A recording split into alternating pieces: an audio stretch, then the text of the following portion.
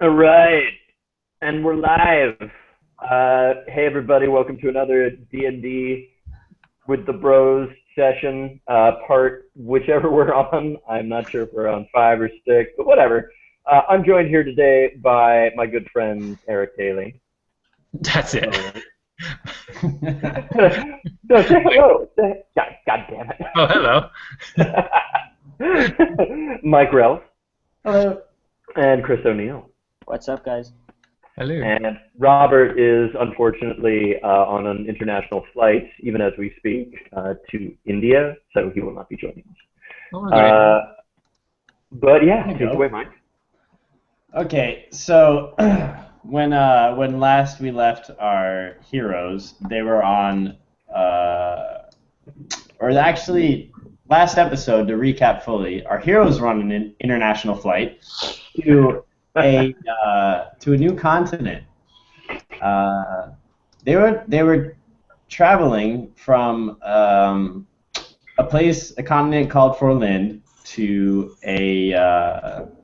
to another continent called Dolorast, Realm of Shields. I'll move you guys there so you can see it. Merp. Meh. And what happened there is you were in an airship and you were attacked by pirates. You managed to deal with the pirates and the getaway car pirate who was piloting another airship. You managed to sneak aboard their airship and commandeer it. A lot of stuff happened with the one pirate who was left alive, but in the end, you decided to let him go, convinced that he's changed his mind about a life of piracy, and that if you ever saw him again, there'd be consequences, but he could go. And that guy had a little hang glider contraption, and he sailed off into either his freedom or death in the ocean. You didn't know, but you continued on to Starboard Crossing, where you met your contact there, Emma Joycey. And she was a lovely, warm, beautiful person who helped the people of Starboard Crossing. I'll move you guys to that map for a sec. Starboard crossing. So you met Joycey and all of her buds, and you also met this guy, Domder. Was his family name, and he was really mad at Tor's treatment of some of the cargo that you guys brought over. So he swore to never use his services again. He was sort of a snooty, stuck-up, royal, noble type of person, and he had this legion of like extremely powerful, extremely badass-looking guards with him. And you found out that they were sort of the military force in this region, keeping control, whereas Emma Joycey was sort of taking care of the people of the city. She was someone who you went to if you ever had problems or you needed a place to stay. So Emma directed you to Beldr's, the Fellhelm family tomb, which is where Bodger tasked you to defend his tomb against bandits. And that's where we are right now. You went through a number of illusion-y magic tricks, and you escaped some tripwires, and you made your way down to the tomb proper, where you've seen some burial places, but you haven't found any bandits so far. You have found a number of giant rats that you dealt with like they were nothing. You sort of destroyed those rats. That was awesome. And as Brevis peers around the corner at the end of this tomb, at the end of this hallway, he sees that the wall here is busted open, and you can see a tunnel burrowing on into the darkness. So it looks like someone else may have came through this way, but you're not sure. And up ahead, you hear the very gruff and the sort of rough noises of common up ahead, but it doesn't sound like human voices. It sounds very throaty and guttural. You can't make out what they're saying, but it's sort of coming from around this next bend. in the distance, and that's where we left off with our heroes. Oh, cool. Any questions, Chris? Because I know you missed the last. No, I think I mean it sounds like pretty caught up. So now we're kind of faced with these like sounds that we're not sure what they are. Yeah, you don't know what they are. You know that you've been charged with protecting the tomb from bandits, so you might assume that these are the bandits, but at this point you don't really know. Okay. Oh boy, oh boy. I'm bleeding, I think. I think I got bit by that rat, right? Yeah, you just lost some HP. Alright, I bandage up my leg while looking around the corner. Cool. All right, so behind you, you see Brevis peering around the corner and tying some sort of gauze around his calf. He does it in a way that looks like he's done it before. So I will pilot for Heraclius. I was just about to ask that. Cool. Awesome. Because I think I know how Robert thinks. First off, he wants to praise Dumblederp for his leadership, and but also I think it's going to be interesting because Heraclius, as we all know, is a much more tactical thinking figure, whereas Dumblederp is kind of a have at 'em kind of mentality. But yeah, he's definitely not the brains of the group. That's for darn sure. Well, Brevis, do you wanna peer through this hole at the end of the corridor and see what we have to deal with? Yeah, you guys stay here. I'm gonna kind of army crawl forward Okay. to like this corner Nice. or that corner, I guess. Yeah. Okay. So. You see up ahead. I see up ahead. Give me a moment. Give me a moment. Give me a moment. I'm just seeing what I see. Okay, so into the tunnel, you see it stretching on into darkness. Whoever came this way must have had torches or something, because it maybe 50 feet ahead of you, it just falls into complete blackness. You do hear rats in the tunnel up ahead, but way in the distance, like maybe hundreds of feet in the distance in this sort of direction. Okay. And you hear them sort of scurry and scratch and make little ratty noises. You do hear the voices a little bit clearer, but you still can't make out what they're saying, and they're coming from this direction. Okay, so the thing below me right now is a break in the wall, right? Yeah. Okay. Mhm. I turn back and pantomime that I hear, rats to them, so they know what's up. And I also forgot to mention. Sorry about that. No worries. There are 3 rats that have sword wounds, and they're lying in like pools of blood, going in this direction. That's a pretty vital piece of information, I'd say. But yeah, sorry for getting that. So you guys, all right. So I'm just gonna keep continuing down here, I guess, while you guys check out those. Yeah. Can I examine this break in the wall? Is there anything out of the ordinary with this break, or? No, it just to all of you, it seems like someone burrowed into the tomb through another. Or something broke through the tomb trying to get out. You're not really sure which way it was, but the rocks are scattered like into your hallway to suggest that maybe they were pushed out. Interesting. Maybe people dug in here. Yeah. All right. I'm thinking. Okay, so as Eric walks up to this one of these I don't need that, sorry. Walks up to one of these resting places, and you see another grave site similar to the other tombs. Then I sneak to the next one. Similar once again. There's inscriptions on the walls of all of these. A few tokens, trinkets, notes to the families, flowers, things like that. All right, I want to examine these bodies and see like what kind of wound it is. For the rats? Yeah. Okay. You could do. Right now, it just looks like some sort of sharp implement. But if you did like an intelligence check, you could see what more specifically. Did you just roll one? No. Let me do that. So is Mel just kind of chilling back there? Or? Oh, here we go. Trying to find out where I am on the map. Oh, you're right here. All right, that's my intelligence check. Damn, you have a high intelligence.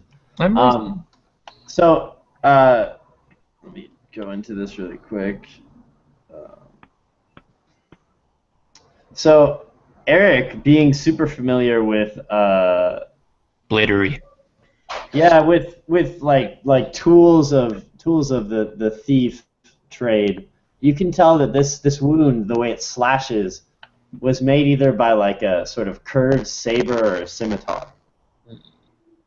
I pantomime like a curved blade.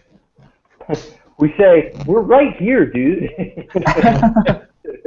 I'm trying to be stealthy. Also for, like military symbols and like fists and waving and like American Sign Language. We're like, I'm right here, bro. What's up? I tell them to shh, and then I sneak down the hall to the next thing. Okay, so when you clear this area, you can see that up ahead there's another room up ahead, and you can hear the voices much clearer now, and you can even make out some of what they're saying. So through this door, you can see.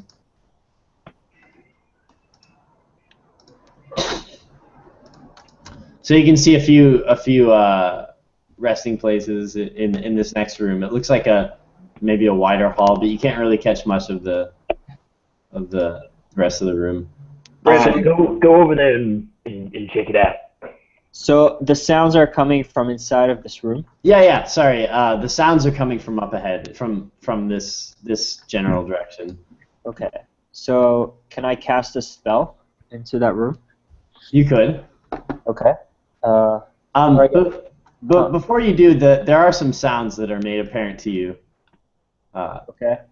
And if you're standing at the door, you can kind of see the whole thing. Okay. Whoa. So you see, like this is the most like sort of extravagant room in the whole tomb. So this must be where like the real important members of the family were buried, and surrounding the largest grave in the room are 4 orcs, and one is clearly larger than the other ones. And this orc is like reaching into the tomb, and you see the top of the what are these things called? Are they called tombs? Are they called Caskets, maybe? Sarcophagi? Sarcophagi? Or no, there are two. Or they're crypts. Or I don't know. Sarcophagi is good. Sarcophagi. Okay, so he's at one of the sarcophagus. Sarcophagus. God damn it. He's at one of the tombs. It's a really funny sounding word now that we're saying it out loud. The lid has slid off the top and it's cracked on the floor to the side.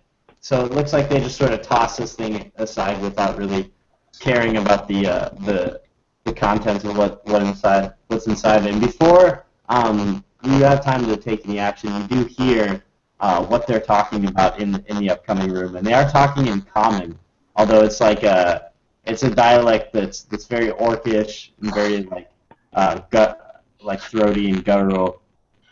And you can see that they're arguing over something, and the main orc, the big one, pulls this shimmering orb out of the tomb and holds it above his head, and one of the other orcs reaches for it, and he says, no, it's not for not for use, for quivers. Master will be most pleased with what we found. Quivers. I love the name Quivers. Yeah. So you can see the names of. Yeah, you can. It's amazing. And so he says, Master will be most pleased with what we found. He cannot deny us further.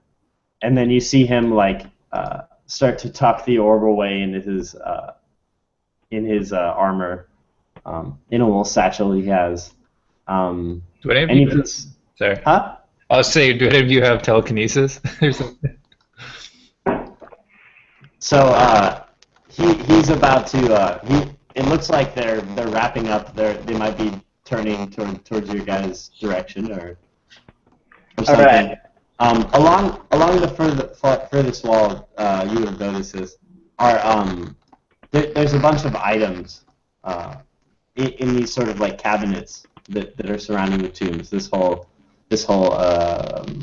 C-shaped structure up here, and you can spot even from here like some of the items that Bodger promised you for coming to the tomb.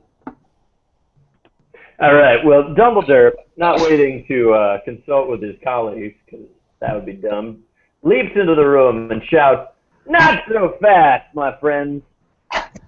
Dumblederp's gang is gonna stop y'all." As he says that, I throw my entire bag of ball bearings over him so that they scatter across the floor. Ooh. Okay, cool. So These guys. So what's the effect of these ball bearings, Revis? What was that? What's the effect of ball bearings? Oh, I was gonna have them trip like in cartoons. It's hard for them to stay footed. You know, they're how many ball bearings do you have? All of them? No, 1,000. You have 1,000 ball bearings? Apparently, yeah. 1,000 of the items I picked out. So You have a trunk full of ball bearings. maybe it's supposed to be 100. Maybe I put an extra 0 in there. Okay, and you're attempting to target them, right? Yes. Okay, so Like their runway, basically. I don't want them to be able to easily like charge us. Okay, Mike? Okay, so we'll do Dumbledore. Yeah. What did you say, Dumbledore? I was just challenging them and saying that the gang is going to stop them from doing anything. Okay, so I've actually you guys worked out a plan so far. so you guys have surprise, so I'll let you guys go first. Yay! And Brevis's action was to throw 100 ball bearings at them.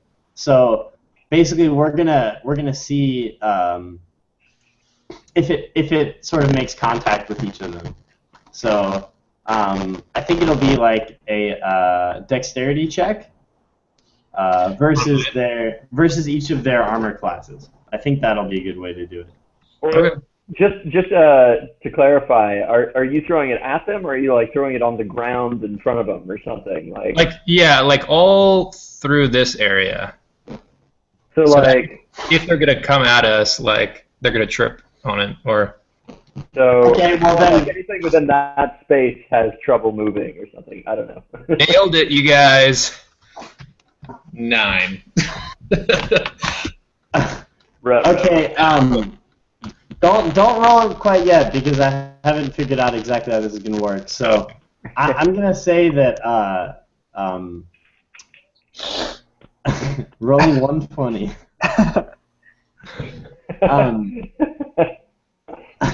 Just roll 120. Fuck it. So I'm gonna say if you get 10 or higher.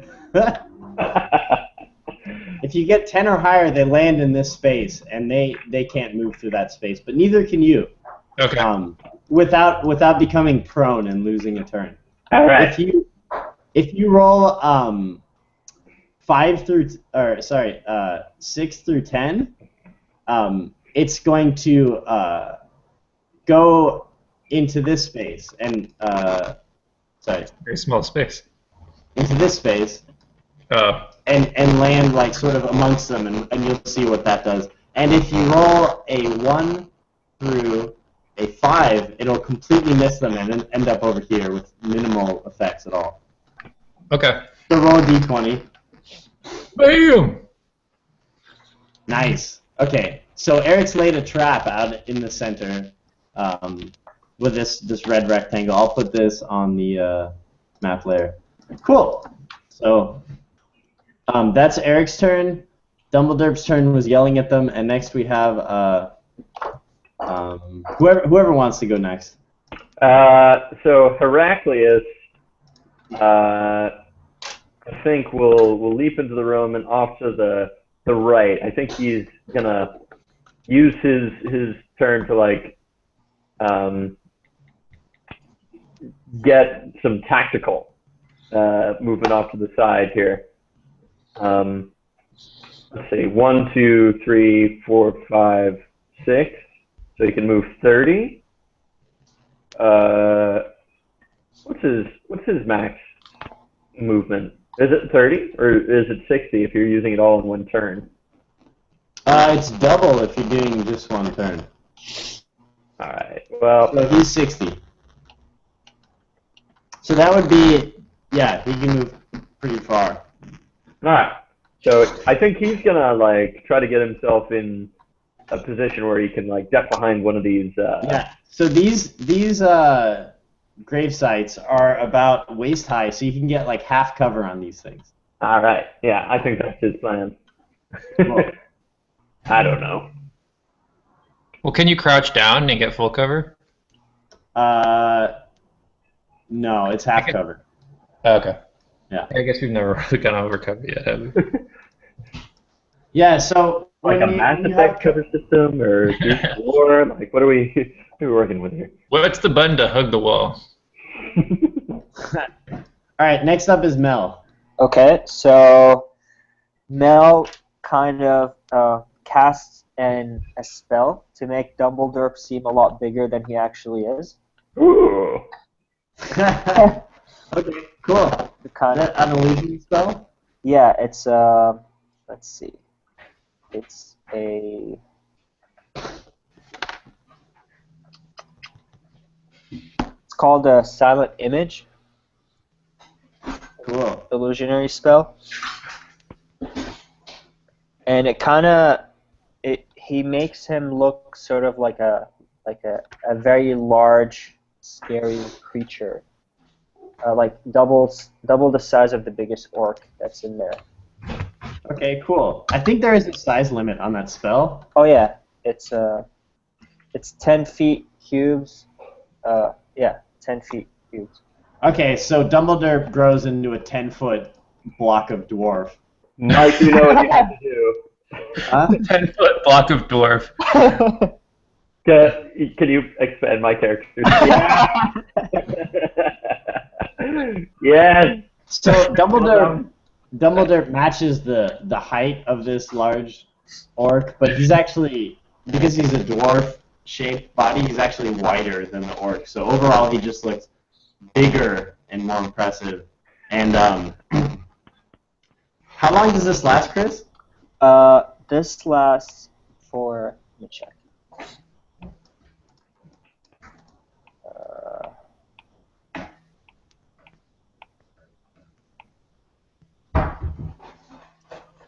It says duration says concentration. I don't know what that means.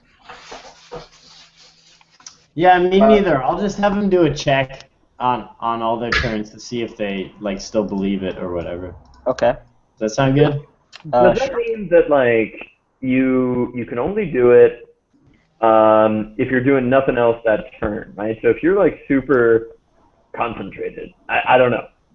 If you're like running around and fighting people, it doesn't count. Maybe. Like if I'm just kind of standing in the corner and concentrating on the spell, then it'll still be active, right? Is that I what think it, so. okay. I'm looking it up right now. All right. Okay. There's a Constitution saving throw to be made. Okay, so you will remain concentrating until you're hit. Okay. Until a successful hit. All right. Yeah, that's basically it. And then you make a saving throw. and you have to either beat a 10 or half the damage that you're taking, whichever number is higher. You mean when I get attacked? Yeah, when you get attacked, you'll take your damage, and then you'll see, is half of my damage higher than 10? And if not, you make a Constitution saving throw that has to beat either half the damage or 10. Okay. Once we get there, we'll go over it. Yeah. Cool. All right. Awesome. Good job, team. Okay, so and what this is gonna do mechanically is everyone will have like a -1 when they're attacking Dumblederp. Cool. Because they're intimidated by my stature. Yeah, and you'll have a +1 to attacking them. All right. I like it. Nice job.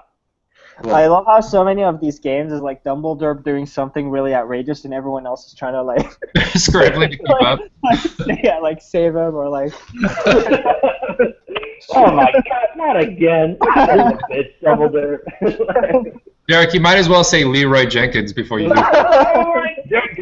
Okay. So now I'm gonna figure out initiative for you guys. So it's basically gonna be, because you guys had surprise, you go first, and then they go after you. All right. I need to roll for each of them. And what order do we do? Dumbledore? Yeah. Brevis? Mm-hmm. Heraclius? And Mal? And then I'm going to roll for these guys. So Quibbers, and then I'm going to name these guys 1, 2, 3, 4. So Quibbers. You like that name? I love it. It's so cute. He's his physical description is not very cute. He looks like he has like a snaggle tooth, like one tooth sticking out from his lip, and like he sort of looks incredibly ugly. He has all these like so I should describe these guys. He has like what looks like fucked up, mangled, bloody priest robes on him. And then all the orcs surrounding him have like rusty great axes.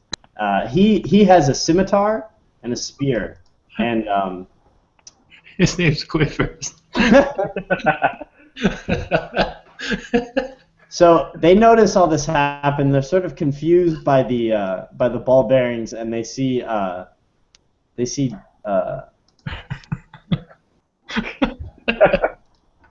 Dumbledore grow, and they're sort of take a step back. I'm sorry, Mike. What? His name's Quivers. Yeah. His name's Quivers. I don't know.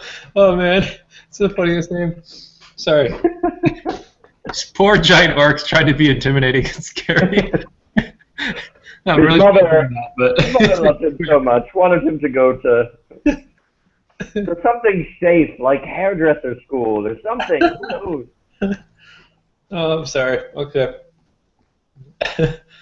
All right, let's kill him.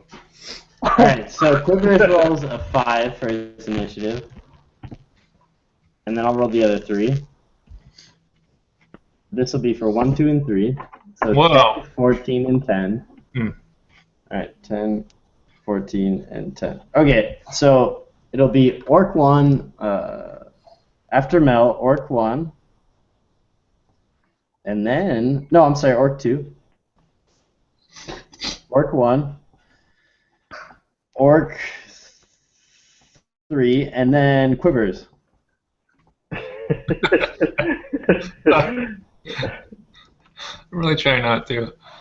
Alright, so you guys see Orc 2 just makes a beeline for you guys. I don't know his movement speed. Let me check this out.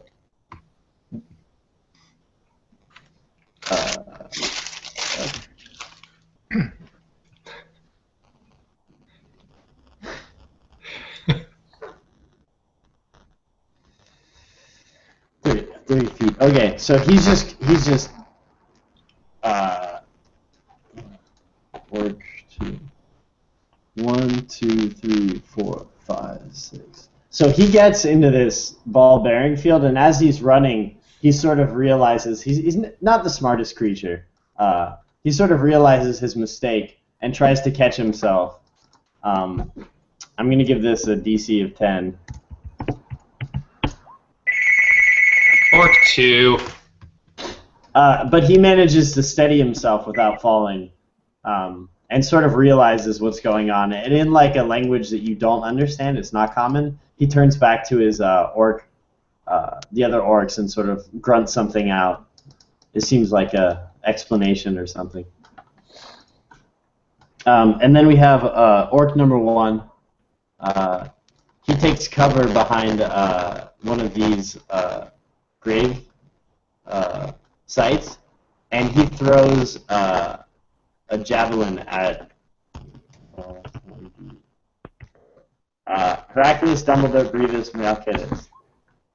Brevis. He throws a javelin at Brevis. Shit. Give me a moment, guys.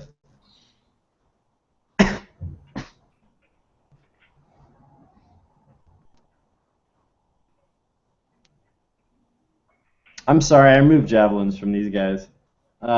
So instead, he moves up to this grave right here and takes cover. Alright, next up is orc number 3. He avoids the ball-bearing field. 1, 2, 3, 4. And he hops over this grave right here and takes cover behind this guy. Quivers dashes off to your left, his right, and takes cover behind this this grave right here.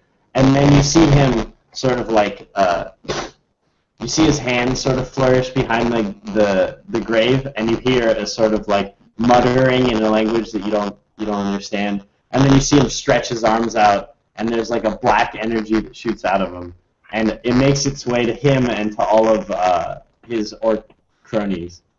Oh no! And you're not sure exactly what that did, but it seems like it is some kind of buff.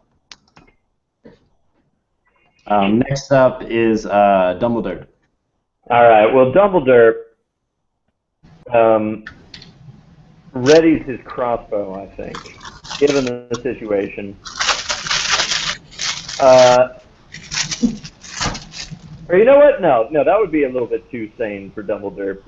Let's have him grab his mace and then roaring mightily, hoping that the effect of the spell that Melquiades put on him is in full effect, makes a beeline for orc number 1. Nice. So 1, 2, 3, 4, 5. Or 6. That's 30. 1, 2, 3. Can I use all of my movement turns to like jump up onto this grave top? Sure, that sounds fine. All right. So here's this seemingly massive dwarf bearing down on orc number 1 to kick his butt. Cool. And this sort of display of, in addition to Melquiades' illusion and Dumblederp's sort of fearlessness, this display has attracted the attention of all of the orcs. Oh. Dumblederp shouts back, "Help!" Okay, next up is Brevis. All right. Actually, I'm going to use the restroom. I'll be right back. All right. All right, Brevis, let's find our plan of attack here. I was thinking about this. I don't know what you guys think. I was going to use Orc 2 as a surfboard and surf across the ball bearings. Like Legolas or something. All right, no. I think I'm going to come support you. Because my main target's Quivers. Because that guy's name. Quivers is going to be the last guy that we have to deal with. He's first on my list. He's just going to be hard to get to, you know? Should I just like target Orc 2 because he's like vulnerable? Or should I leave him there because he's vulnerable? He can't really go anywhere. Or should I just bail? That's a really good question.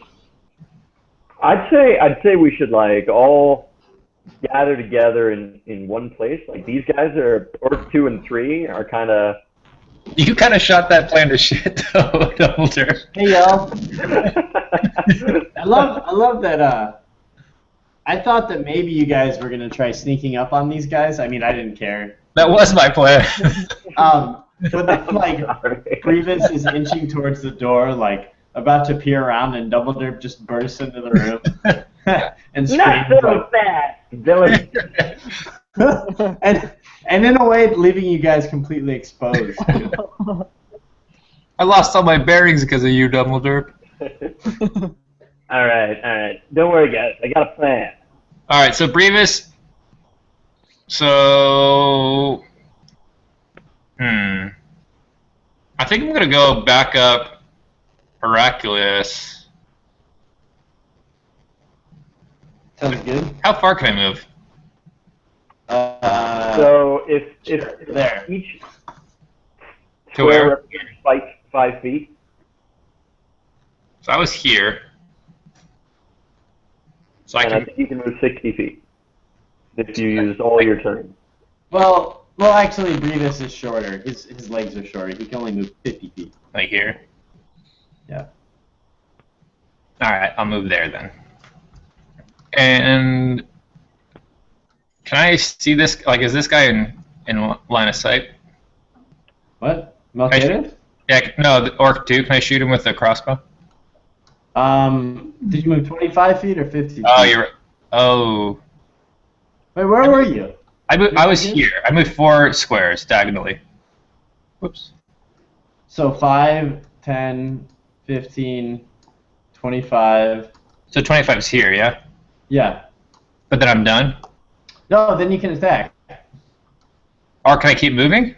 Yeah, or you can get all the way here. Sweet. And that'll be your Can whole. I get down here? Huh? Can I get down here? No, not. Well, you can get there, but you can't attack. That's fine. That's when I get here. Okay, that's cool. Alright. Sweet.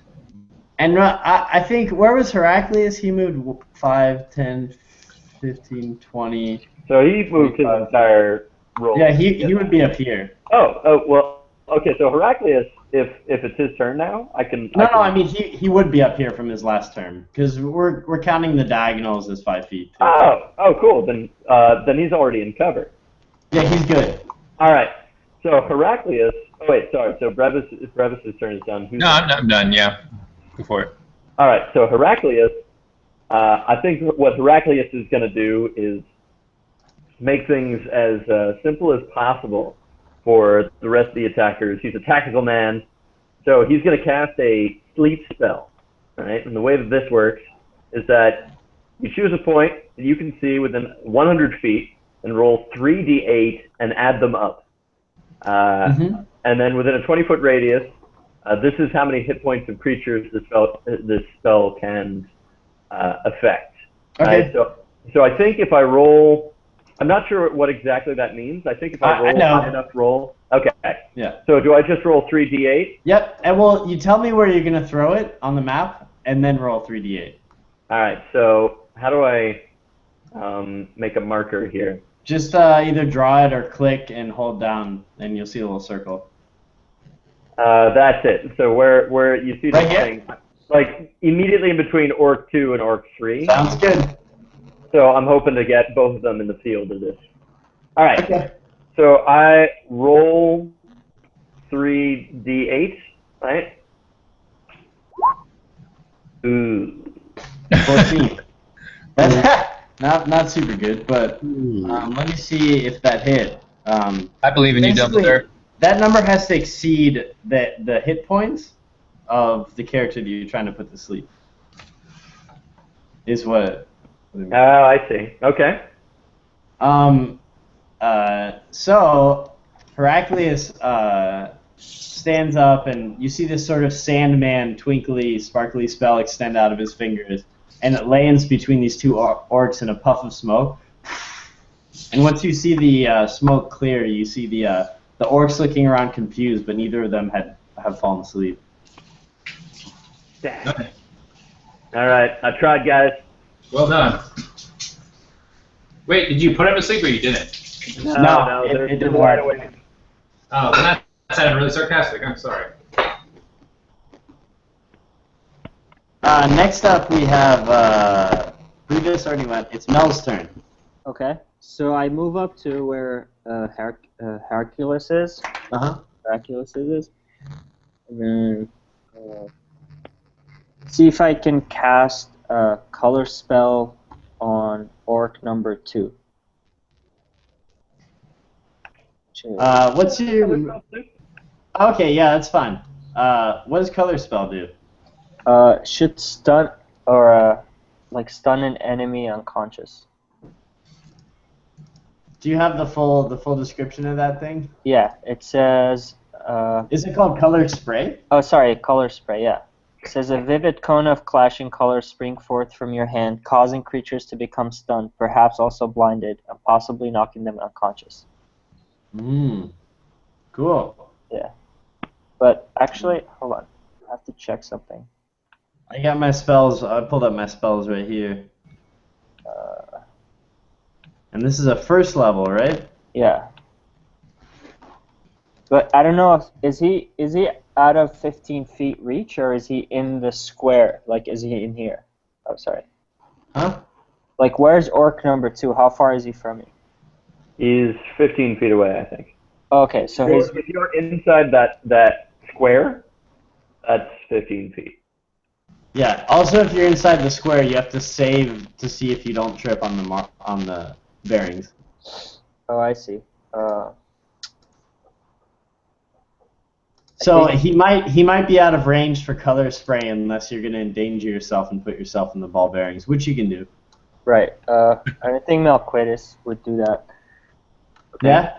Yeah, I think just get back in this corner and shoot an arrow at orc number 2. Okay. So that's 1d20 plus your dex to try to beat his armor class.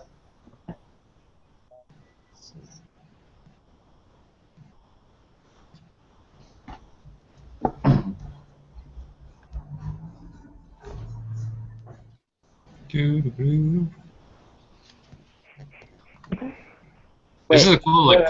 I rolled. 1d20. Yeah. 1d2. There we go. 13. All right. Let me check this bro's armor class. Which orc is this? Orc 2. Right. You guys give me a moment? Never. Alright, I forgot to name them in this thing, so 1,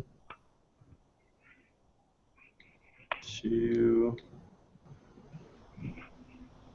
oh shit.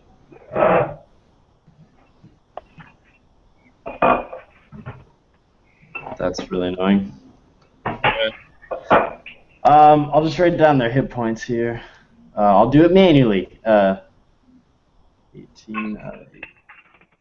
You didn't just hear that? I really did, actually. I'm glad. Holy shit, okay. Alright, cool, we're good to go.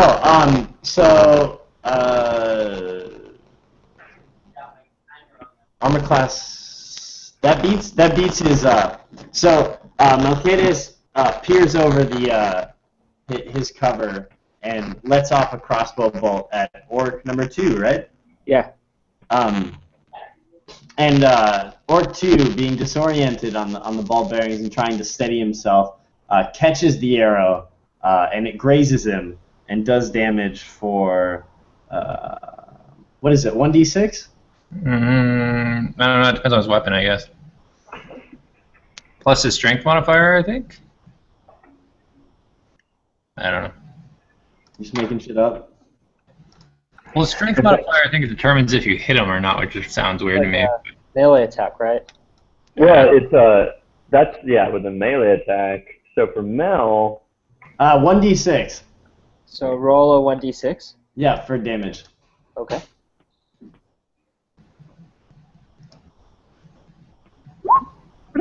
Ah.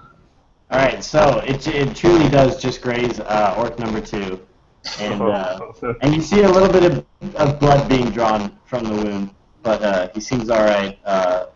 More concerned about the unsteadiness of his legs on the ball bearings than the bolt that just grazed him.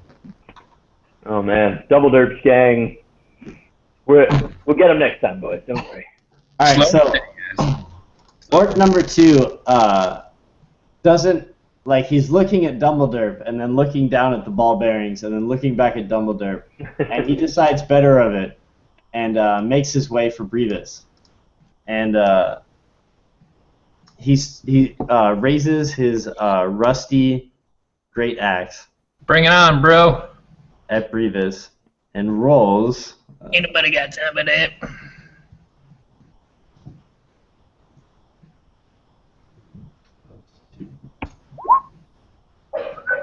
11. What's your armor class? My armor class? 14. So the orc, having just a scare with falling over, is a little off balance as he comes around this grave, and his axe comes clanging down next to Brevis, and sort of bounces off the stone on the ground, and then he looks up like, oh shit. And I laugh. Next up, we have orc number 1. Orc number 1. Orc number 1. He's terrified at the sight of an enormous Dumblederp. But he clambers, fueled by this sort of black mist that Quivers had enchanted all of them with. He sort of takes heart and steps forward towards Dumblederp. Jumps over the grave and takes a swing at him with his great axe. Uh-oh. Wow. Uh-oh. I gotta figure this out. Plus 1. No. Plus 2. Minus Oh, 1. Okay. dear. Look at this math. Oh. Oh, no. I'm sorry, it's a Jameson talking. Whoa. Okay. Oh. Damn. So he conquers his fears pretty well. Yeah. Yeah. So it looks like whatever sort of like enchantment or blessing Quivers gave the group is overpowering their fear of this large image, and he takes a really hard swing at Dumbledore. Good. Holy fuck, that's like a natural 20, right? So is that, Yeah, did it's you a do critical? Yeah, it's doubled. Oh, no. Fuck. Oh, no. Is this the end of Dumblederp? Hammerbum? Could be. Yes, it is. Yeah, so, that definitely blasts through my AC. For sure. Oh, 20 is a hit. 20 is a double. Yep. So, is All he right, going to roll? This is damage. Roll damage twice. No. Oh. So he does 14 damage. Oh my gosh. So Yeah. Orc 1 just Are completely you dead? blasts through No. Dumbledore. No, he single-handedly knocked off half my hit points. Oh my gosh. Jesus. All right. I'm cool. So Orc 1 basically, like, I'm standing on the grave. Orc number 1 just basically like takes a swipe at my legs and knocks me down right off the grave. Yes, at this point he's bloodied you. Oh yeah. So what does that mean mechanically? I don't know, you're just bloody. Let's keep going. All right.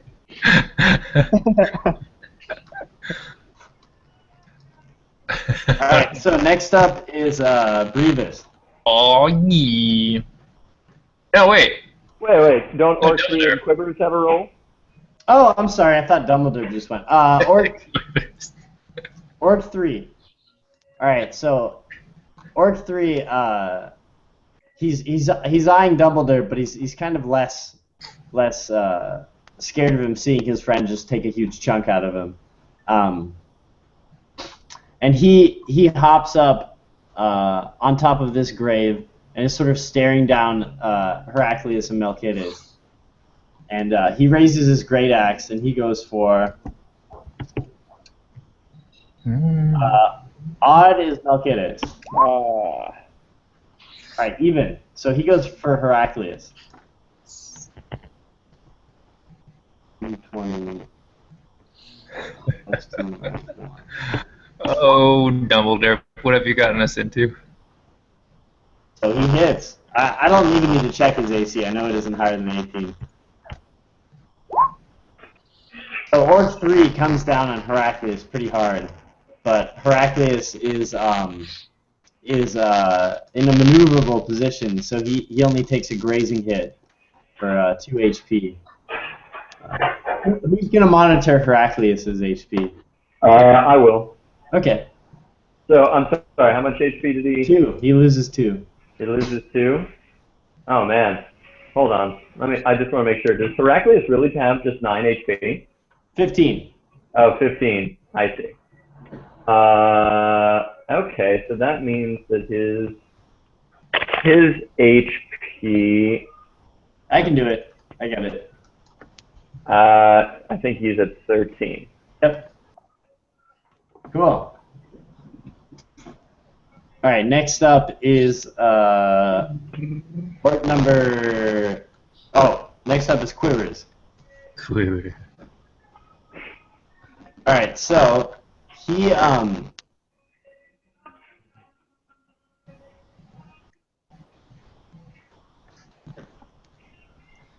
Alright, so you see him pop up from behind the grave, and he sort of extends his, gnarled-looking finger at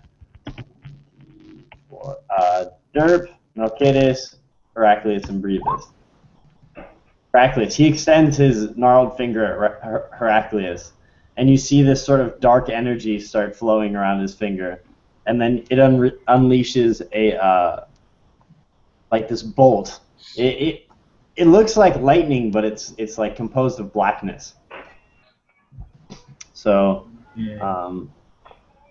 So Heraclius is behind a tomb. right. So he'll have ranged cover. So it's like a minus. What were we saying last game? -2 or something? Something like that, yeah. 50% chance to hit? I don't know. That would be really good for him. I have no idea.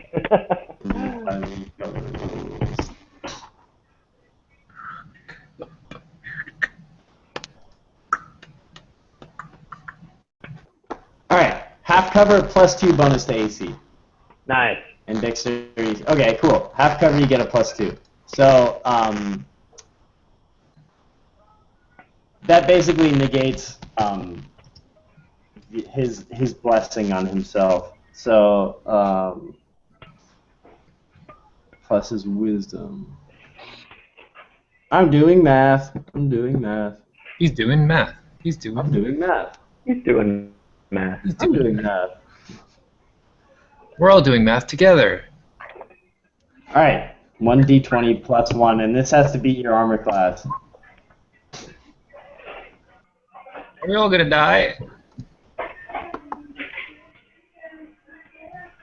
His AC is 13. 13. Yes, so that beats it. Oh no. Wait, is he wearing any armor? No. No. Just simple wizard's robes.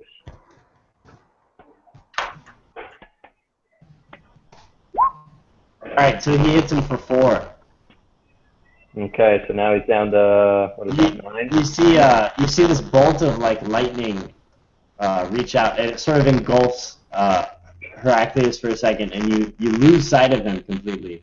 Almost like he disappeared, only there's like a black crackling silhouette where he was, and then that disappears, and you see Heraclius on his knees sort of smoking. Oh shit.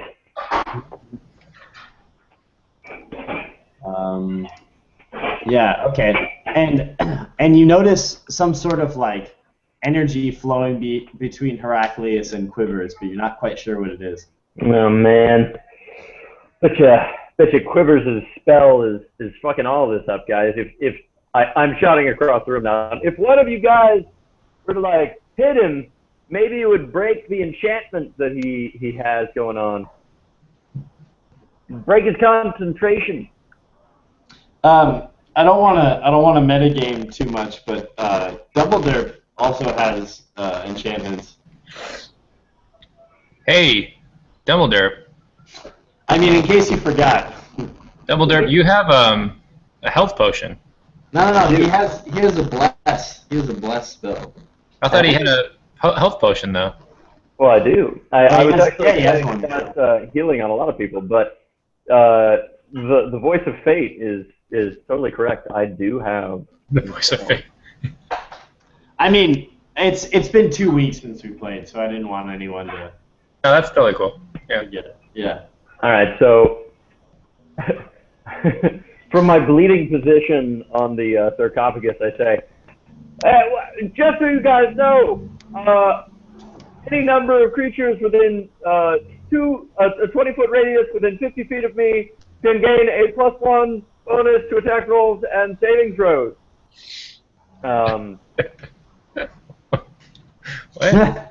Okay. FYI. Is it my turn, by the way? Okay, so that was Quivers, Eric's favorite villain. Dumblederp's turn. Yeah. Quivers. And Dumblederp. All right. So Dumblederp looks over at his colleagues and thinks that just for one more second, maybe they could hold their own. He does a backflip off the sarcophagus, putting it in between him and orc number 1, and then he rolls cure moderate wounds. Just to get himself into a position where he can actually do some good. Wait, are you taking cover behind the sarcophagus? Yes. Okay, cool. So you roll cure minor wounds on yourself, right? I do. So that, as everybody knows here, is a 2d8 + 4. It is? Whoa. Okay. I'm reading your bio, Dumbledore. It's hilarious. So that's 2d8 + 4? Yes, sir. Damn. That's power. I mean, I can only use it once. So, but I think that should bring me back actually to full health. Yeah, exactly. Right? Yeah. So let me just do the math here. Knowing that his health is of paramount importance to the team's morale, Dumbledore selflessly takes it upon himself to heal. Okay. Where would we be without you? Really, it's true.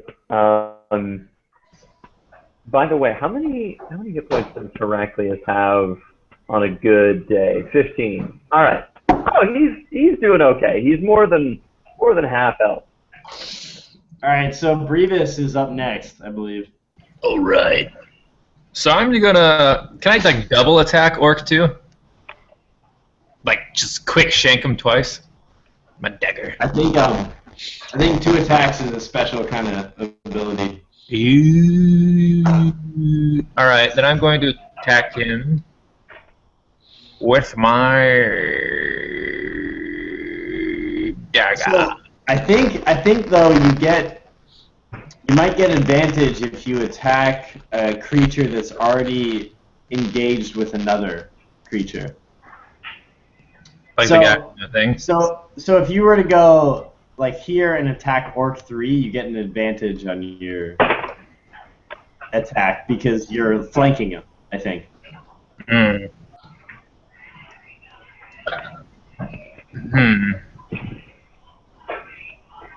Okay. Because he's already engaged, like right here with Heraclius. Yeah, but Orc 2 is right in my face. Yeah, go for it. Arm attack orc 2. Nice. Do what you gotta do. Orc number 2. Okay. Oh wait, this is strength, right? Yeah. So I think it's just that. I don't think I have any. Damn! That totally hits. Yeah, I don't have a modifier for strength, so yeah. Yeah, well, that hits. Sweet! So roll damage on whatever weapon you're using and fucking roll. Fucking shit up! Sorry. Did that do just the damage, or did that also attack? That also attacks. So it looks like you did two damage. Oh yeah! Wait, you only have a 1d4 for your weapon? Well, I think it. Well, I don't know. My thing is messed up because my unarmed attack is 1d8, but my dagger is 1d4. Where are the rules? Where are the rules at? Where my rules be at? Why would unarmed be more powerful than a dagger? That's what I'm thinking, that I have the wrong numbers. Oh, God damn it. But I can't find my link to my rules.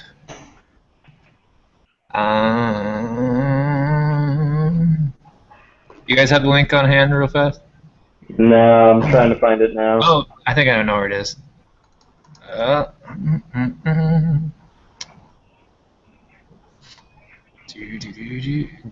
DM basic rules? No.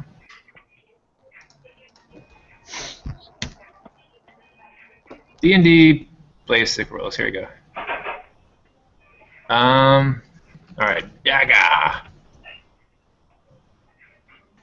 A dagger. A dagger. Where is dagger?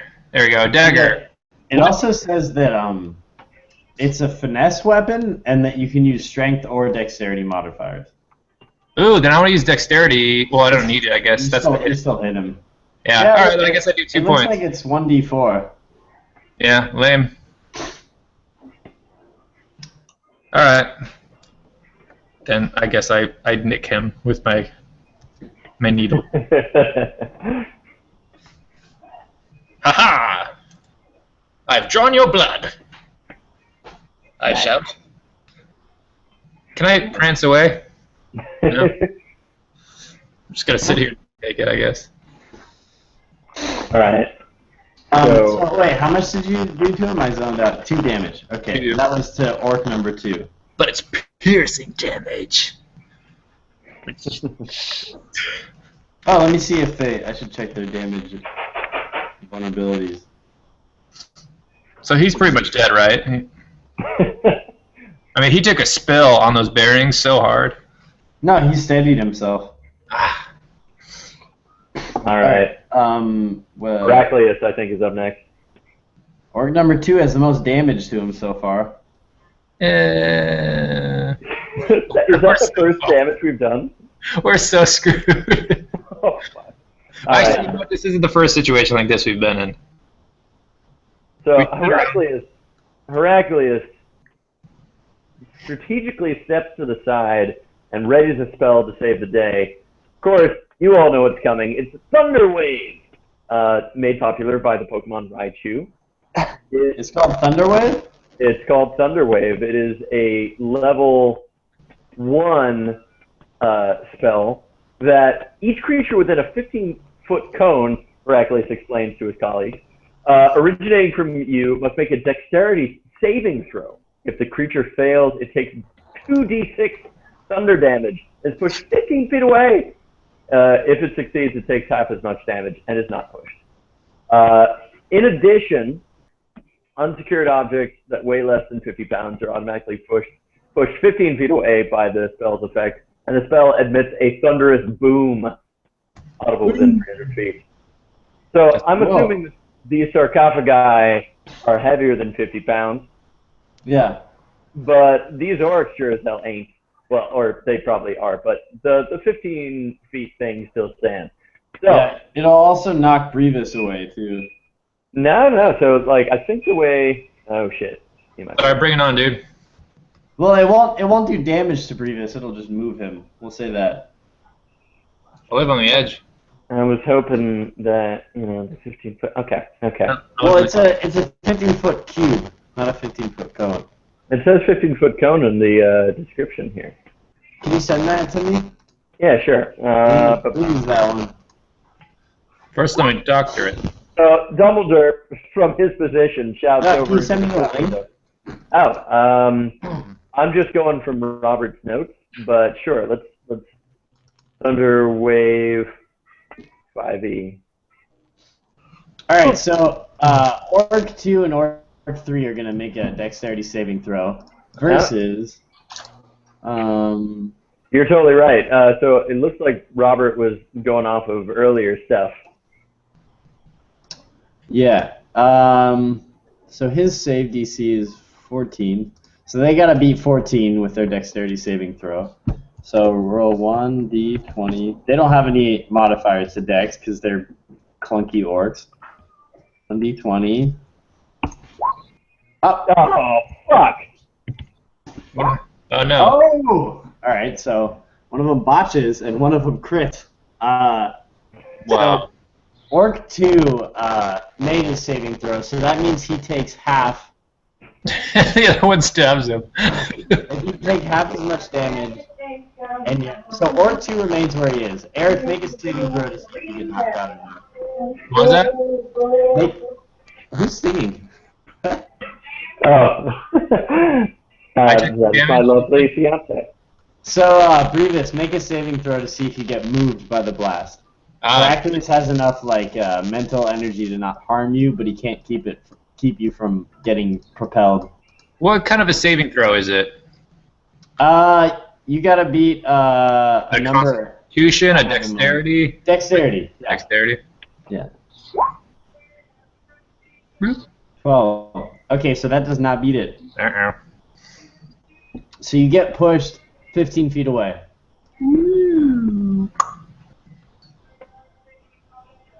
That worked for everyone? There you go. Oh, thanks. That's 15. Actually, Orc 3. Orc 3 gets pushed. 1, 2, 3. Okay. So Orc 3 is in the ball bearings. I'm gonna make him make. Dude, awesome. 6. Okay, he steadies himself. No, he doesn't. He doesn't beat it. Sorry. So he gets thrown into the bearings. He takes 2d8 thunder damage, and then the other orc takes half. Oh my god. Okay, so Orc 3 takes 16 damage, and he's gonna miss a turn because he's falling on his ass. He took 16 damage? Yeah. I think I got messed up. That is super good. The other orc takes half, so he takes 8. Orc 2 takes 8 damage. Was that Hercules who did that? Mm-hmm. Yeah. Yeah, he fucked some shit up. Well done, sir.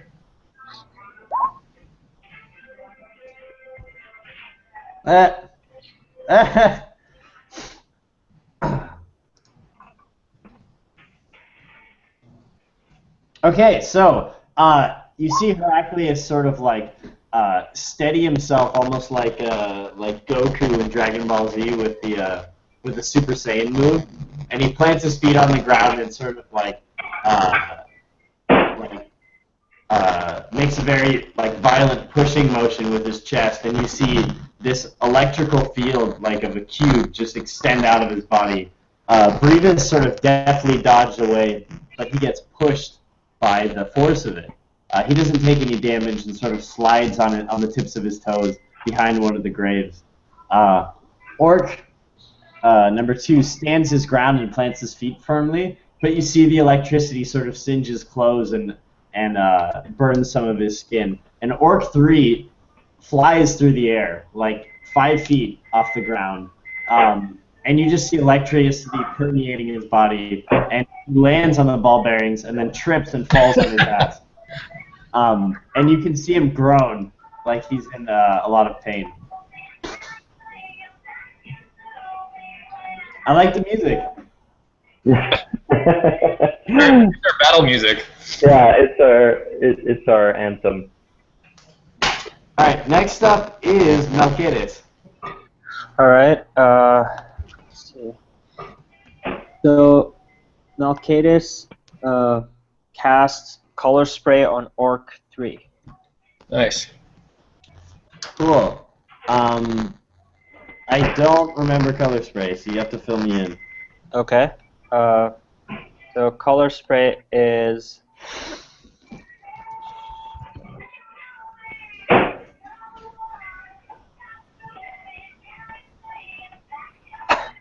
that's the music of Color Dude, Spray. what is this music? This is Color Spray. New band.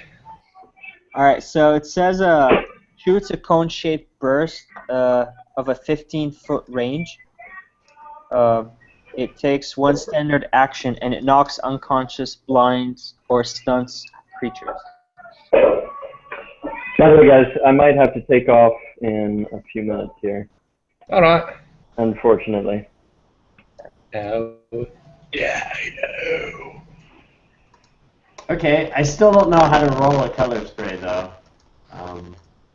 Could you help me out with that? Says each creature within cone is affected according to its hit dice. So 2 hit dice or less, the creature is unconscious, blinded, and stunned for 2d4 rounds. Then blinded or stunned for 1d4 rounds, and then stunned for 1 round. 3 or 4 HD, the creature is blinded or stunned for 1d4 round. So what's their HD? Let me check. Okay. And who are you gonna hit with this? Orc 3. The one that's closest to me. I think that's Orc 3. He's a 2 HD. So he's a 2 HD, okay? Yep. So that means... Could you send me where you got this link or whatever so I can read it? Yeah. Cool.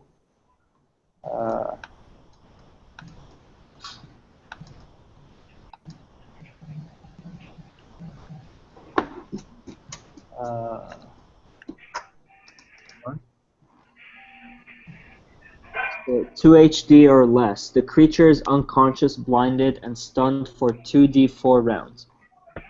Then blinded and stunned for 1d4 round. Yeah.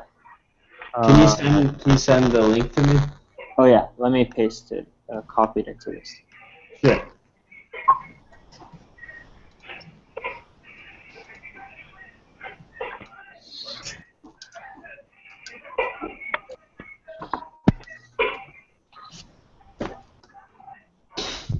I think this is for D&D 3 or something. Oh, do the spell rolls change? For Yeah. like different. Oh. Okay, but I think I have it here. D&D source index.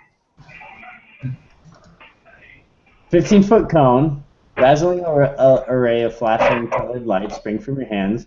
You roll 6d10. The total is how many hit points of creatures the spell can affect. Creatures in the 15-foot cone originating from you are affected in ascending order of their current hit points, ignoring unconscious creatures. As you can see. Starting with the creatures that has the lowest current hit points, each creature is affected by this spell is blinded until the spell ends. Subtract each creature's hit points from the total before moving on the creature with the next lowest hit points. So creature's hit points. Okay, so it looks like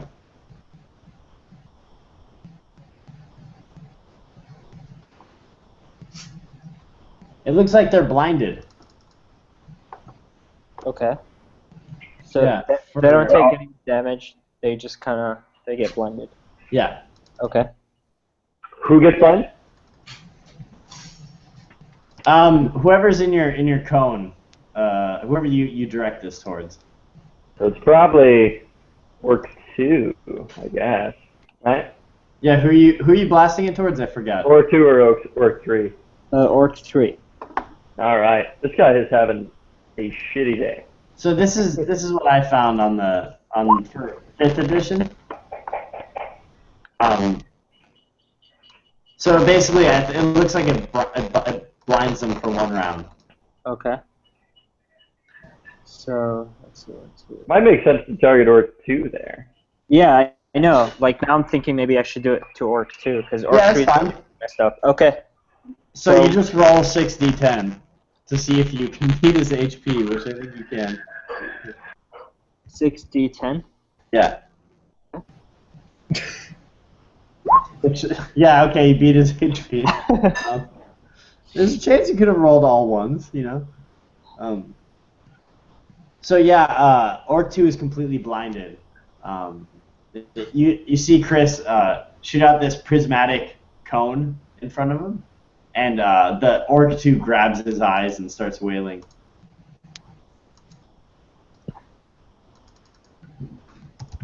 Next up is Orc number 2. Just a sec.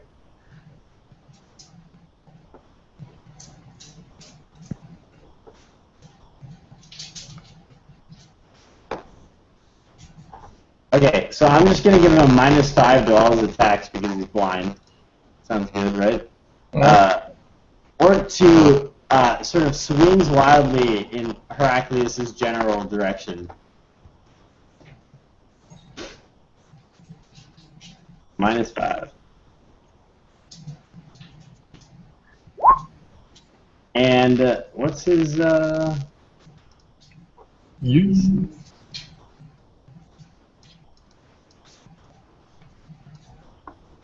No, so you know, Orc 2 is just sort of swinging in vain.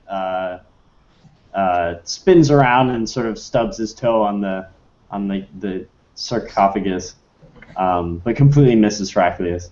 Lol, orcs. Next up is Orc number 1.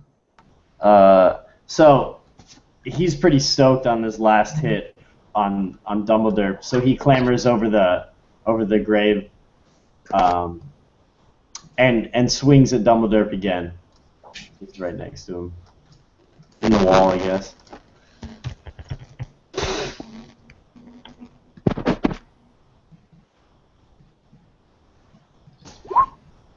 Oh, this is the second time he's critted Dumblederp. God damn it. Poor Dumblederp. This is your last, man. Leave it to me to go and fight Neo.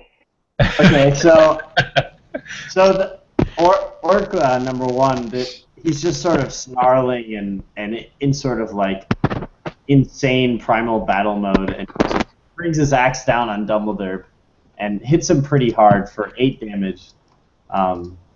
You hear Dumblederp kind of cry out, and you guys across the room can see the axe connect with Dumblederp.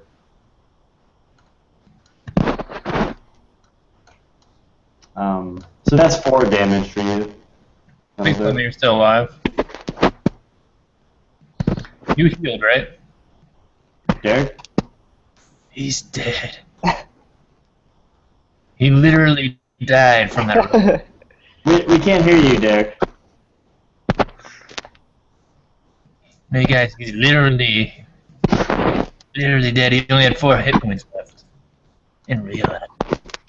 All right, so Orc 3 goes for here. I'll just take his health down. Oh shit! I just realized that I've been muted this entire time. So you got 8 hit points taken off Dumbledore. Yep. I'm right there with you. Okay, cool. So Orc number 3 turns to Melchidus, and after steadying himself and like you can still see bits of lightning like sort of fizzing off of him and his hair standing on end. He gets right next to Melchidus and swings his great axe down on him. I thought Orc 3 lost a turn because he didn't. Thanks for remembering. Yep, you're right. Thank you. So Orc 3 is still sort of like very comically struggling to get up from the ball. Like what you described is what he wanted to do. What he envisioned himself doing. And you see him like, and it takes a very long time, but eventually he gets to his feet.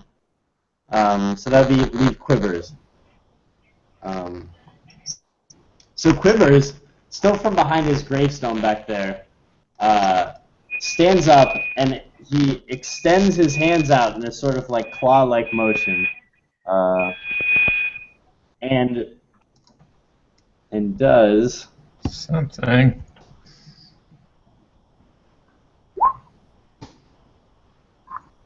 You see quivers and you see sort of like will-o-wisp kind of lights flowing out of his fingers. In between this sort of black mist that's stretching out, and the mist goes over to Orc 3 and sort of wraps himself around it. And you see all these will-o-wisp kind of looking lights make their way inside of Orc 3, and Orc 3 like gasps, and you see some of the wounds sort of start to close up, and you see some of the burns start to go away on Orc 3's body. Nice. Son of a bitch. Alright, that leaves Dumblederp's next. Get him, Dumby. Alright. I'd like to dedicate this turn to all of Dumblederp's fans, and title the move Dumblederp's Revenge. He's had just about enough of this stupid orc wailing away on him and getting crits. So Dumblederp says to himself, alright boys, it's time to deal some real damage. And he, readying his glittering sword, which you might remember he obtained recently, Right. he deals 1d8 of piercing damage on orc number 1. Well, you gotta do an attack roll first. Oh, right. So it's roll 20, right?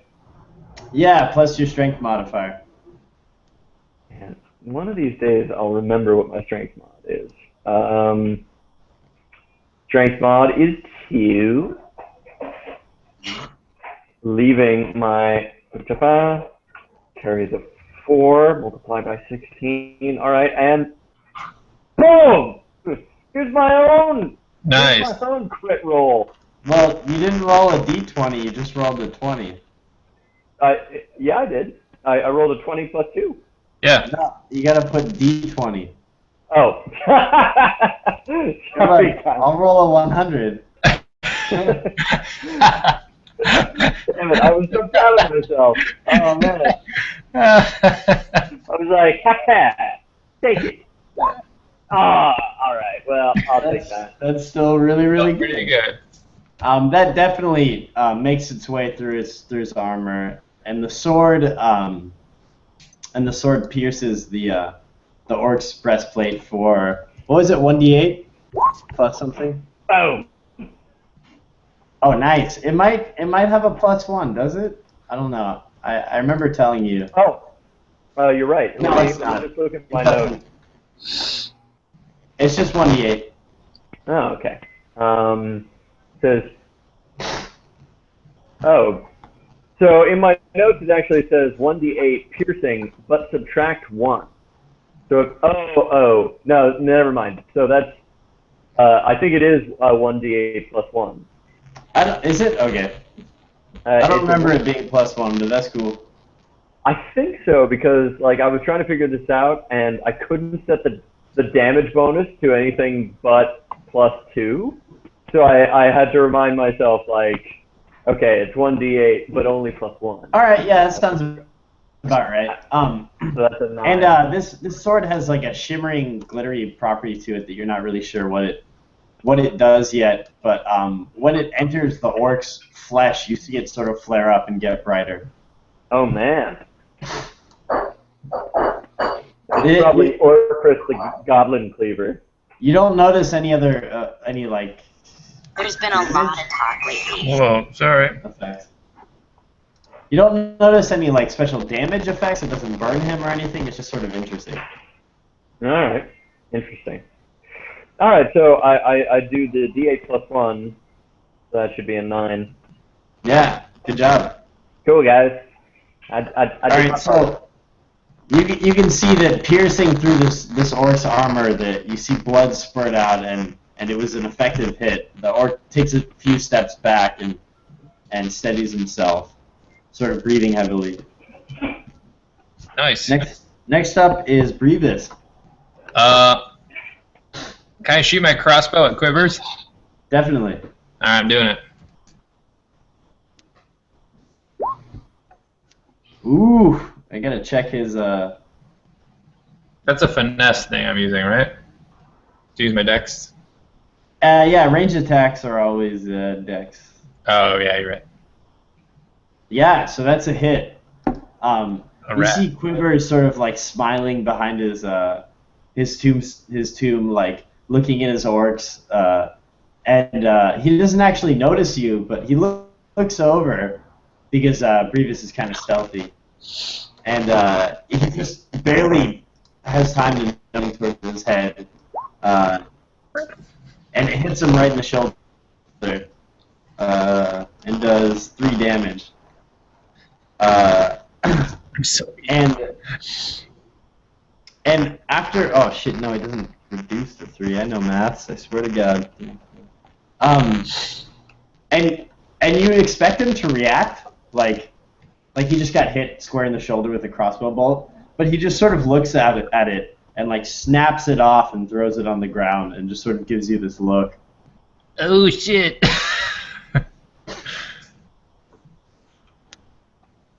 He doesn't seem to really be phased by Sure, it. Next up is Heraclius.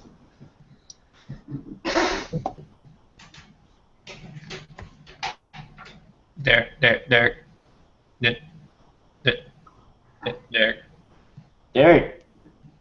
Derek, we can't hear you. Motherfucker.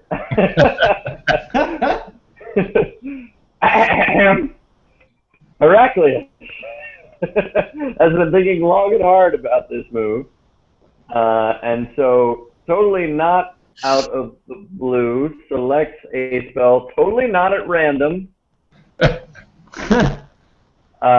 No. What Heraclius does is recognizing the strategic value of securing the right hand front, right? Readies yet another spell. He jumps over next to orc number 2, and he casts himself the spell of, I think it's Burning Hands. Hold on, it's a cantrip. Burning Hands, which we all know.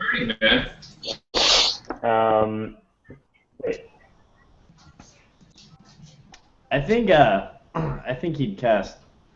Never mind.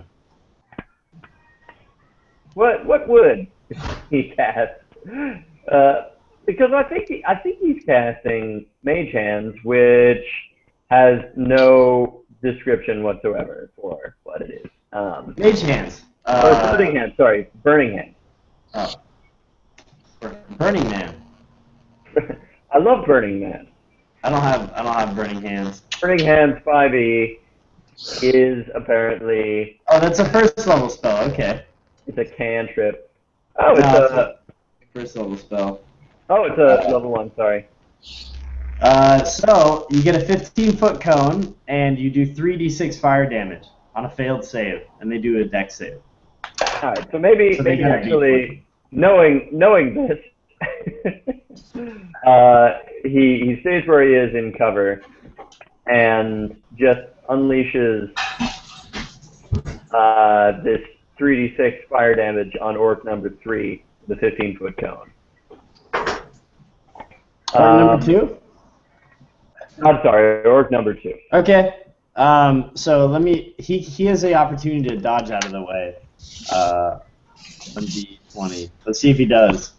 All right. So Orc 2, Heraclius rises from behind the grave and extends his hands out, and you see this like brilliant orange light start emanating, and he releases this like flamethrower like cone from his hands, and Orc 2 is just engulfed in it.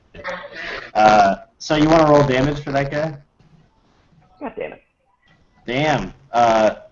So by the time the fire clears, you just see Orc 2 is like practically a pile of ash. He's unrecognizable as an orc anymore. It's gruesome, and he sort of collapses into a pile of dust and and disgusting orc bacon. Good job. Heraclius again pushes his glasses up on his nose and probably comes up with a wittier pun than the role player for Dumblederp can do. Yay! Good job, All team. right. Cool. I think it's Mel next. All right. So Mel shoots an arrow at orc number 3. Nice. Number 3. Loves long walks on the beach and Roll it up. He loves crochet and That'll be 1d20 plus 4 for your dexterity modifier. Okay.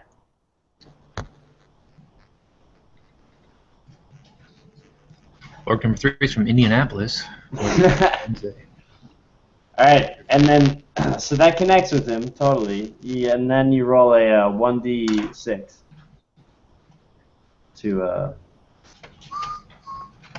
for damage. Alright, having just been healed, or so you think, from this sort of dark energy from Quivers, not a moment later, Melchiades interrupts the process by sort of peeking over the top of this grave and sort of sniping Orc 3 with a crossbow bolt that lands right in his arm, his upper arm. It does. I'm so proud of you and you.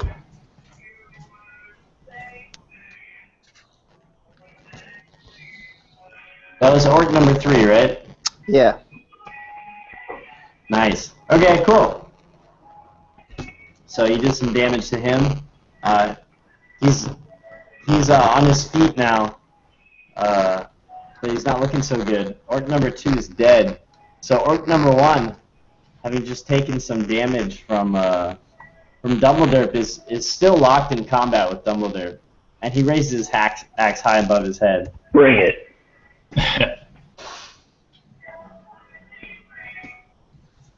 And just fully misses. The axe slams down so hard you think that the stone is gonna crack beneath it, and it almost gets buried in the ground, but he completely misses. Orc number 3. Okay, Orc number 3, having steadied himself, makes his way up to Mel, and does pulls back on his axe in a way that's meant like a beheading sort of motion, like a horizontal arc, and he throws his axe out in a giant swing.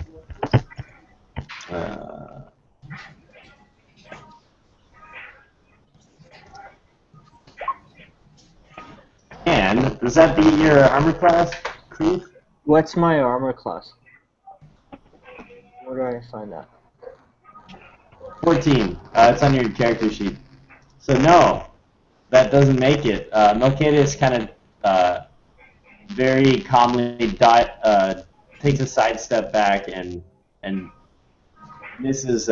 He feels the rush of the wind as the axe flies by, but Orc 3 ends up spinning himself into a bit of a twisty shape. Twisty shape. And then recovers a moment later, sort of angry at himself that he missed. Next up is Quivers. He shoots Brevis like the most sort of angry look, and you see like a javelin appear in his hand that he pulls out from beneath the grave. Rise from your grave. You know what? Right. I'm gonna have him charge you. Bring it. I can take it. Oh man. Giant orc versus tiny gelfling creature. Bigger they are, the harder they fall. The shorter they are, they rise. And Alright, so Quivers just makes a beeline for Brevis, and he's right on top of you. His scimitar's drawn, and he's look. and you can see as he's running over, he's sort of very dexterous with his scimitar. Like he's sort of swinging it around and like sort of like throwing it from one hand to another. You can see he's incredibly fast with his hands. Okay. So not good. That's what you're saying. Next up is Dumblederp. All right. Dumblederp. What does Dumblederp do? Oh, gosh. What do you do? What do you think, guys? Does Dumblederp continue his campaign against Orc number 1, or does he spring into action on behalf of his leakered buddy Brevis here? You do what you gotta do. I mean, I think you should kill Orc 1, because if you kill Orc 1, then he doesn't bother us anymore. Damn it, you're right. All right. Orc number 1. No, Dumbledore knows that he's got to dispatch this mewling coward of an orc pretty quick in order to save his comrades. So he takes his glittering sword, which he might name Glamdring, the foe hammer, and launches an attack at Orc number 1. So. Wait, what was that? Sorry, I was giving Eric a little bit of. Sorry, I'm attacking Orc number 1. Oh, sorry. Let's roll d20 plus 4 or plus 2. That's an 8. What? Oh, so you rolled an 8 to hit Orc 1? Yeah, and that totally misses. Yeah. So you see the glittering sword still stained with Orc number 1's blood, sort of fly in at Orc 1 in a very passionate but inaccurate attack, and it sort of bangs off the wall that Orc 1 is pressed up against. Next up is Venus. Hey Eric, so I was remembering you got something special as a rogue. Yeah, forgot about that. I have an extra move, basically, where I can each round I can do a dash, a disengage, or a hide. Now, I'm trying to figure out what the dash means. Oh, here it is. When you disengage, your movement doesn't provoke opportunities of attack. Yeah, so you can like. Oh, and that's how I moved 60 feet too the other time, because I dashed. Sure. Rose, I hate to say this, but I actually have to run. No. But I'm more than happy to leave Dumbledore in the capable hands of in the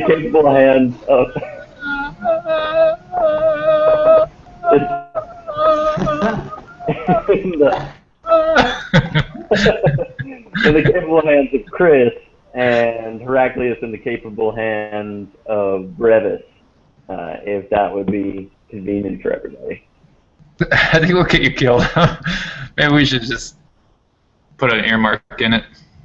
I mean, this would be a very interesting cliffhanger to leave the crowd on. But Well, Brevis. Yeah, well, okay, so Eric and Chris, do you want to keep going, or are you done? I feel like we're violating the if more than one person's out, we don't play rule. Well, I mean, With you, Chris, what's your? I mean, part of me wants to keep going, but part of me feels like this battle is just like, really hard already. Yeah. I'm sorry, guys. I didn't mean to throw a wrench in all this. No, That's it's cool. cool. Yeah, it's cool. I mean, I honestly thought this battle was going to be over in like 30 minutes. Because I thought you guys were going to like sneak attack or something, but So did I. Take it in my language. so that's why I kind of warned that it might be a short session, but it's turning into a proper session. so I think, like, I mean, we've only taken one orc out, and I don't know. Well, I mean, Yeah. Mike, how many hit points does Orc 3 and Orc 1 still have? Are you allowed to say? I will not tell you that, but I can tell you, Orc 3 looks like a like a failed scientific experiment. Like he's covered. He looks like charcoaled and burnt and smoking, and lightning is fizzing out through the tips of his hair that are outstretched in every direction. So he looks fucked up. It's like Dumblederp. Yeah. Hey, wait. Exactly. Wait, did Orc 3 hit Melkinus? No, he missed. swept it right over his head. I'm sorry, guys. I'm gonna have to touch out, but whatever you guys want to do is cool by me. All right, man. PTYL. All right. I'll just leave this thing running and myself. No, I think we should. Let's just wrap it up. Let's just bounce. Okay. Yeah. Yeah, I think it'll be a lot longer. We still have three more orcs to kill. And like Plus the big guys there still. And Right? hopefully Robert won't be too pissed at me for my piloting of Heraclius. Yeah. I actually think Heraclius did the most damage out of anyone in the group. Yeah. All right. Then Well. then maybe we'll leave it here and we can pick it up next weekend or one of these upcoming weekends. Yeah, that sounds good. Okay. Thanks, Mike. Thanks, guys. Thanks, Chris. All right. Thanks, Yeah. Derek. Guys, thanks so much. This was really fun. And Mike, as always, thanks for a great DM. Yeah, it was fun. Experience. All right, later, dude. Later.